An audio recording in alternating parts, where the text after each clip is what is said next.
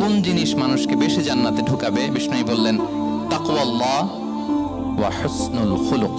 এক হচ্ছে আল্লাহর ভয়, আরেক হচ্ছে সুন্দর আচরণ। সুবহানাল্লাহ। তাহলে এই হাদিস থেকে বুঝলাম যারা বেশি নামাজ পড়বে তারা বেশি জান্নাতে ঢুকবে নাকি?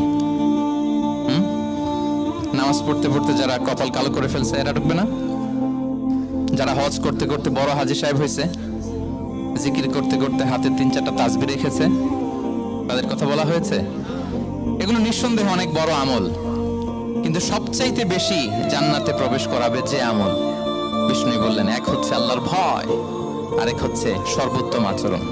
প্রিয় ভাইরা, ইসলামের মেজাজটাকে চিনে নেন, ইসলামের এসেন্সটাকে বুঝে নেন। আমরা ভালো আচরণকে গুরুত্ব দিতে চাই না। অনেক নামাজি লোক দেখবেন নামাজ পড়তে পড়তে কপালে কালো দাগ ফেলে দিচ্ছে, বাসায় বউয়ের সাথে খারাপ আচরণ করে, খিটখিটে মেজাজের, প্রতিবেশীর সাথে শুধু ঝগড়া, কলিগদের সাথে ঝগড়া, মারামারি, দুঃসম্পর্ক, এরকম আছে না? নেই বলেন, আছে না?